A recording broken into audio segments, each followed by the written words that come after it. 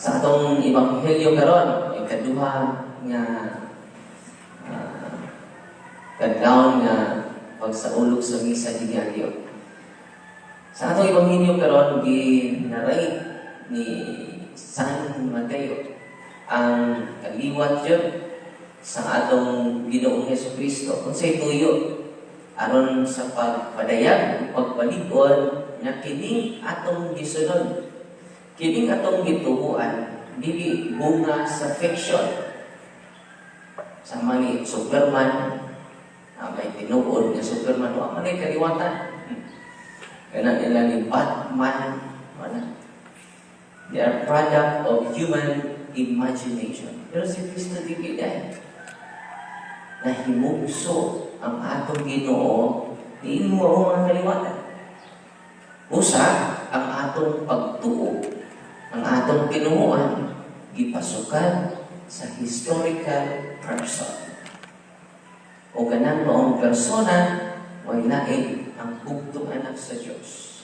Umo ka na makapaligo na to. Hindi kini bunga sa vision, hindi bunga sa hallucination sa mga apostoles, kundi kamaturan. Sa may kamaturan, based on reality, anchored on reality. So kini itong gituhuan, dili kawang atong pagsakripisyo. Mga ganitong hadlok sa virus. Tungod kay grabe ang atong pagtuo sa atong Ginoo. Kaya dili bunga sa idea, dili bunga sa vision, dili bunga sa hallucination. Tinuod kayo na nahimo siya nga sama kanato. Amen. O ang tema nato karon, kabangin man nagapunting kini sa atong mahal nga inahan, Maria, mao ang arka o templo sa Ginoo. Ano nahimo man siyang arka? Kailan mo man siyang templo sa Ginoo? Ang arkas kasabutan sa Old Testament, baliktad. Ano masabtan na to?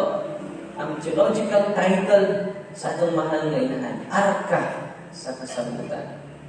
Ang arka sa kasabutan sa Old Testament, mo ito isudlan sa napulo kasugo sa atong Ginoo. Banaan kito. Isuod to sila karong tabernakulo sa manininggian sa atong sentro. O ang maong arkas kasabutan, na dito ang mga importante nga revelation sa atong Ginoo. Isulod, banaan kitong arkas kasabutan. Kalaptod niya pagkasulti na pasok dito, tuwa dito, ang divine revelation, the Word of God, na asulod sa arka sa kasabutan. Nabililhon ka ikato sa katawan sa Israel. Kaya mauto ang presensya sa Diyos. Bawal ang mga tao nga muhikap na itong arkas kasabutan. Ang muhikap, maurang ang mga pari. O niyan ang arkas kasabutan, ano na nagbantay nga mga anghel. Kirubin, ikulit kini sa mga artist, mga skulptor. Sunod na larawan sa Old Testament. Asa na putang? Kilid kayo sa arka sa kasabutan. O sa Bagong Testamento, kinsa man ang arkas kasabutan. Nga isudlan sa pulong sa Diyos. May lain ang inahan sa atong Ginoo. Mingon ang anghel, dili na larawan. Ningon ang anghel kaniya, maghimaya ka, Maria. Napuno ka sa grasya. Ang Ginoong Diyos, manaa ka nimo. Bulahan ka sa babae nga tanan. O bulahan malusab ang bunga sa tiyan mo nga si Jesus. O mingon ang anghel, magmapyos ka o panganak. O nganan mo siya Emmanuel, ang kahulugan, ang Diyos, uban ka na to. Umatod pa sa description ni San Juan, ang pulong uban sa Diyos, San Juan, 1:1, 14. Ang pulong dihana sa sinugdan. Ang pulong uban sa Diyos. O ang pulong na nasa itong Angelos, nahimo tao. Diin siya ipuyo.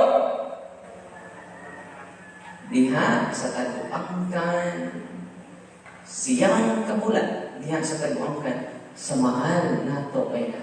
Walang gitawag siya, kaya lakas kasabutan, tuaman dito gibutan. Sa Art of the Covenant, akas kasabutan, ang pulong sa Diyos. Kaya tuaman ni Maria, na hinugso ang pulong na himong tao. O nang sa New Testament, gitawag siya, arka sa kasabutan. O nang salitan niya na to, usas mga litan niya, minuta, arka sa kasabutan. So ito ba? Uy, ang mata mo. Uy, sa ito ba? Iampo mo kami. Hindi na literal na arka. Human being na mao ang atong Ginoo. Ang atong inaan sa atong Ginoo. Nasamtan na ninyo? Maria, hindi ni arka ni Noe ha. Masih ko na mo arka ni Noe. Art of God. Ang arka sa kasabutan. O gining arka sa kasabutan karon sa New Testament sa Mos Maria sa Pinagayag 11 ningon dito ingon sa nuwan nakita ko dito sa langit ang arka sa kasabutan sa Ginoo. Dili na kining arka sa kasabutan sa Old Testament ginawa to. Ginubog sa usa ka propeta hangtod karon wa na makita. May mga ninyo karon Disyembre 5 asa. Tingin na mo? Karon Disyembre 5 tug-anan ta mo. Asa na karon ang arkas kasab. Ginubog nila sa usa ka damo. Hangtod karon wa na makita. Atang ninyo asa ra. Ayan tong manon tong malik no. Atang asa ang arkas kasabutan. Sa Old Testamento, nagkaroon ang arkas kasabutan nga mo si Maria. Itong arkas kasabutan sa Old Testament, kung sa katumanan na ito. Nagkaroon, nakita na ang arkas kasabutan. Ito na si langit. O kanang arkas kasabutan, why langit? Connected sa itong tema karon. Si Maria, ang arka, o ang templo sa Diyos. O itong arkas kasabutan sa Old Testament, nagbulag-buhay ka to sa presensya sa Diyos. Kaya sa Hebrew chapter 9, verse 5. Yang arka sa kasabutan, mao ang presensya. Sulod sa templo sa Diyos. Walang gitawag po si Maria ng templo sa ilog. Hindi basta-basta yung bayhanan. Hindi basta-basta. O adunay dako kay milagro dito sa Basilica sa Our Lady of Guadalupe niya itong 2007 April 24 ang mahal na itong inahan sa iyang imahin sa Our Lady of Guadalupe miraculous image. Amin nyo kung ninyo pamalandungan inyong assignment ron pamalandungin ninyong paligod. Doon naman mo yung lugar sa Facebook, doon naman mo yung lugar sa TikTok, doon na mo lugar sa Twitter, Instagram. Ako mong ginbain.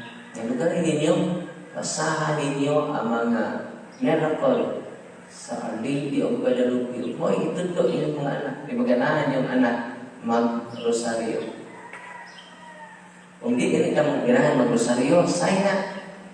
Nga, gamay kita kahibaw. Sunod-sunod na tas itong mga lula. Kung sa mga mananagdan sa patay, paspas kayong mag-ampo. Pag may kami niya, Santa Maria, Santa Maria, Amen. O pag kung magpamuruso, gumana. Di po tanan. Sunod-sunod na ito Kung di ka magtuon, effect ang atong devotion. Wala kaya, kasi naitabo, itong March 24, 2007, dito sa Mexico, na-legalize nila ang abortion. Ni Ana Jung Adlawa. So ang simbahan dito nag-uol. O manila ang mahal gainahan. Reading of Guadalupe. O humanjot sa misa, yung pahinuod nila sa unborn babies. Yan itong mga aborted babies. Ibaw ba mo, suit sa usa ka oras straight, full 1 hour. Ang imahin sa Birhen ni Darken na ito, kung sa tumatunga ang bahin sa iyang tiyan, minutaw ang grabe nga kahayag. Grabe nga kahayag. Imagine ka na ito ang tibuok niyang imahin. Aron mahanag ang iyang tiyan. Pagpanayag ka to, kung mag-celebrate ka already o suro, iyang isuot kay ito man. Kung mga matay ang atong mga relative, sa may isuot ninyo, itong sad. Pagpanayag sa atong kasubo. Pagpanayag sa atong pag-ol. Ako rin po sa timeline na itong mga mahal nga ganyan, ang iyang tibuok image. Yan na siya ang tibuokong thousands of people naka-witness. Yan isiga ang dapit sa iyang tiyan. Unya na purma o imbrayo. Uman ba sa pitos, imbrayo na? Na purma ang hayag sa gamay na bata na imbrayo. Pagpadayag ka to, nga bisan di ay ang mga himuan, gaing bili sa katilimban nato karon ang mga bata para sa mahal na rin sila ang kahayag sa kalibutan. Bisan pag-imbrayo pa sila, bisan pag-fetus pa sila, sila ang kahayag sa kalibutan. Kung atong laglagon ang mga bata na nasa tiyan, pagkangit-ngit sa kalibutan, ikuhaan ni nato kung kahayag ang kalibutan. Nyanili lang kinahitabo ka na sa usang higayon. Nahitabo kini sa ikaduhang higayon kanusan. Itong December 19, 2018. The same lang yan po ng nahitabo. Tibuo congregation nakakita. So pagpadayag kini mga katawakan sa Diyos.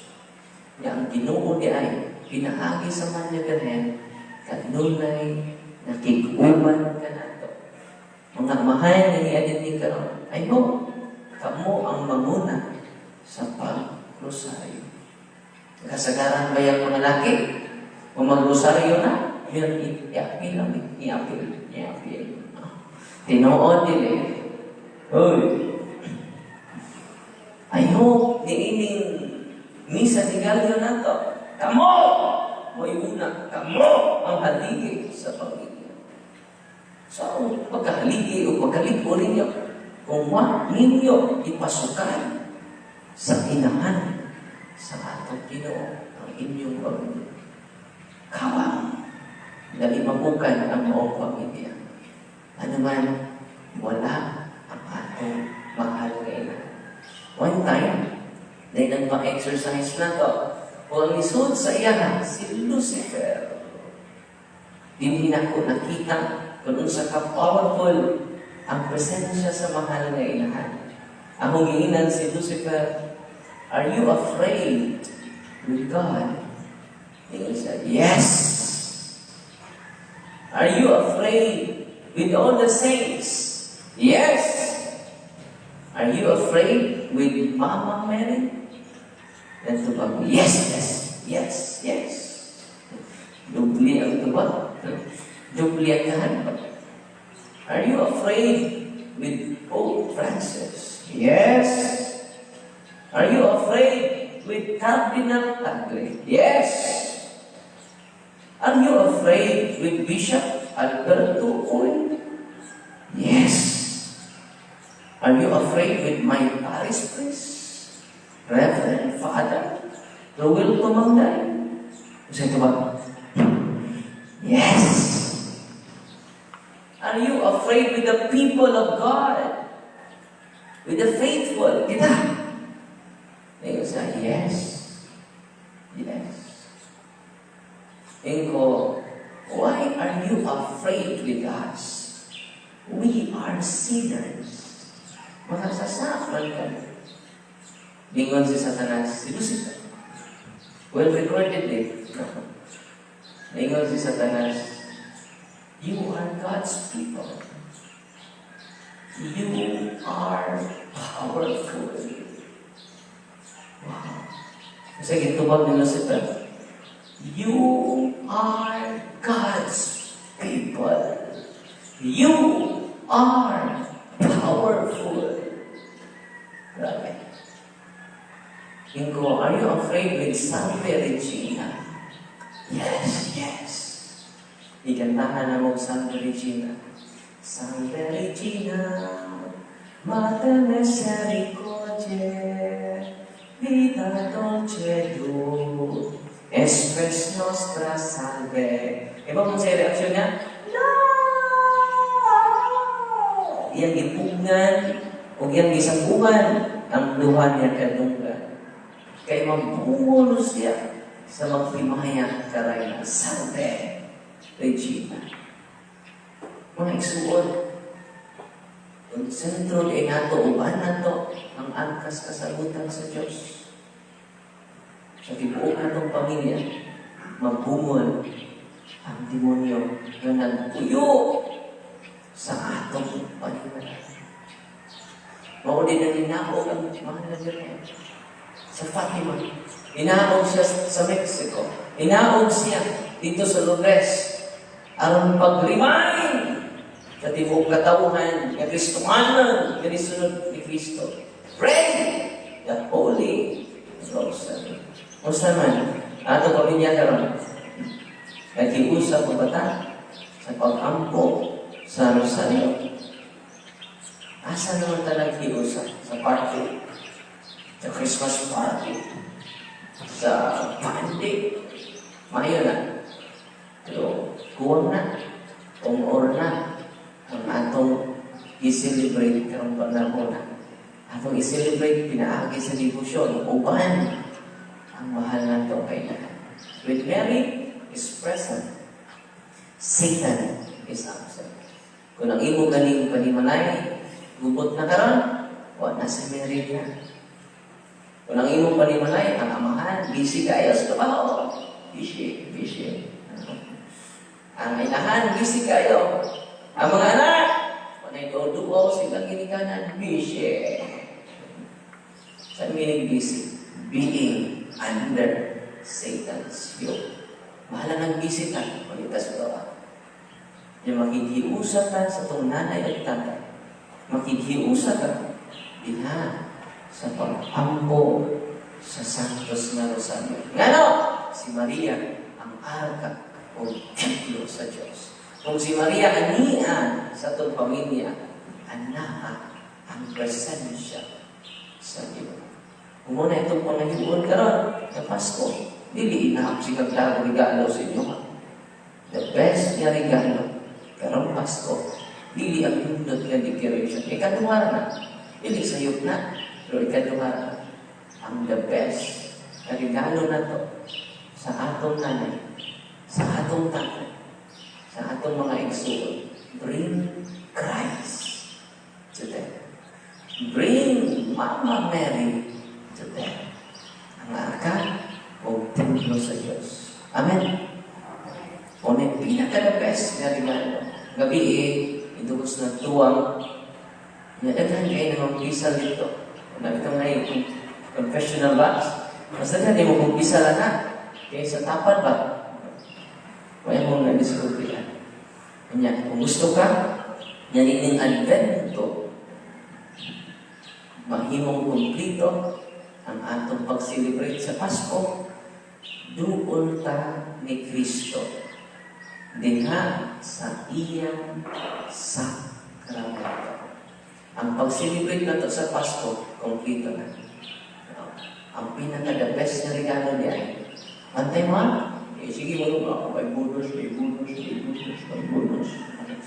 Bono na ron, bono! Ang pinaka-the best yan, na atong atong ma-realize si Kristo. O kung naa na si Kristo sa atong kinabuhi, di man ini, puno na sa kalinaw, isang wa kay kwarta, puno na sa kalinaw, sama ni San Juan Diego. O dinangin tao. Waka tunog teolohiya, waka tunog seminaryo. Pero puno siya sa kalipay. Ngano, iyang dala sa katawhan sa Mexico, ang mahal na Birhen Maria. Ang tanan, kinsa may imong dala ka? Kinsa imong dala ka? Kinsa ang atong ipanganday ka? I hope ang tima na to ay ma-highlight ni Misa Ligario. Si Maria, ang arkan o templo sa Diyos.